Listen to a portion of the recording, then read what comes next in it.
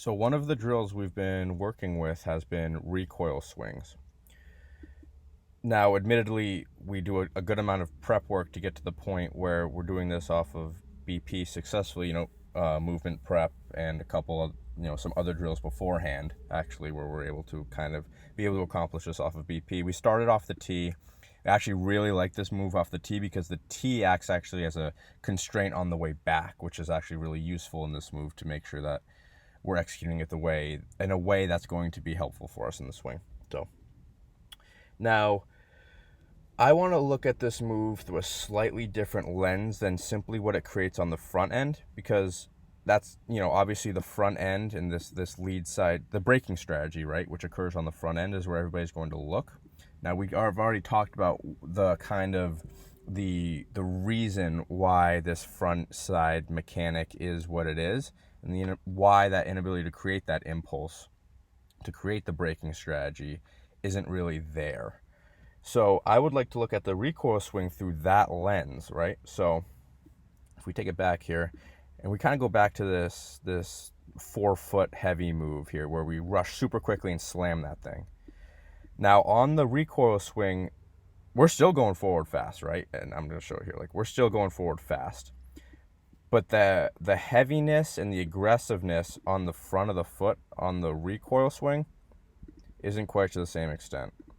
So this is a super, these toes are just smashed into the ground here.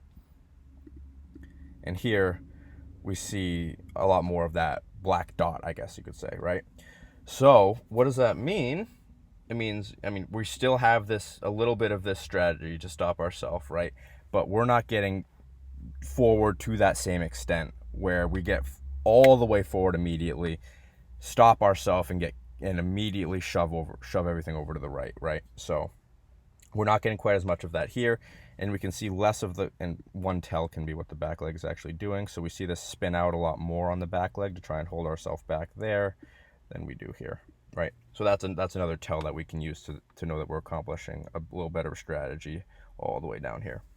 Now, why is this? Why do we get the backside mechanic out of what is often thought of as a, front side related drill, right? So if I'm going to accomplish this drill effectively, as in a way that I have coached it for him to do, right?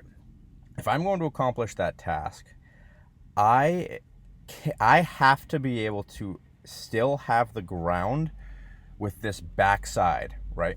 So if I essentially just completely leave the ground with this backside, move all the way out into ER here without holding enough ground force, it's going to take a long time for me to reestablish the ground back here to catch this move, because my intent is to send it back as quickly as possible, right?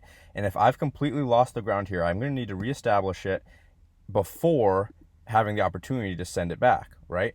So I'm able to hold the internal rotation on this backside longer in order to be able to accomplish the task as it is being coached.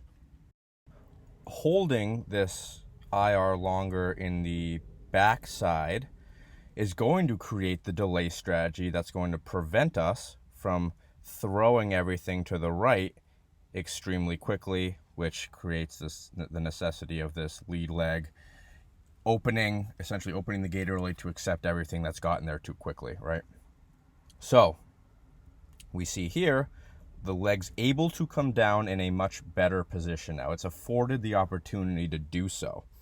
So now, with the intent to, on the swing, get that thing back as quickly as possible, we've landed in a position where we can apply the internal rotation downforce to create the impulse that we want to be able to execute the task, right? So now that we have that in the lead side, the drill is going to teach us to use it appropriately, hopefully, right?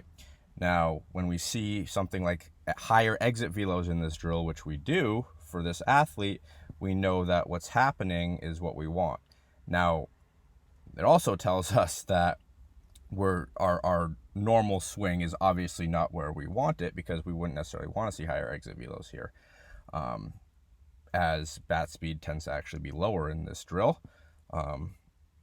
does kind of go to show that bat speed in a vacuum is probably not the most important thing to train. Again, not that it's not relevant, but just blindly going after bat speed is not always or rarely the answer. Now we take this skill and then we layer the speed back onto it, on top of it. Now we're really getting somewhere. But sorry, that's a tangent, maybe a topic for another time.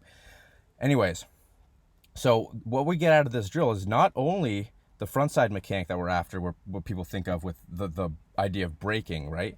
But we're using the drill to also create the backside strategy to allow for the brakes on the front side, right? So we're accomplishing a lot of things with this move. Now, again, as I mentioned earlier, we did a lot of prep work beforehand to be able to handle this move. But anyways, this is just a very useful move for this hitter who presents a certain way with a certain flaw, right?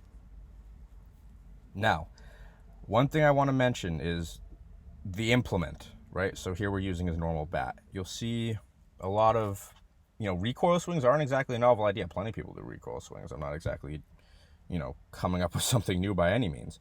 But you'll see a lot of guys using these very long PVCs and stuff like that for recoil drills, which, for the right guys might be great.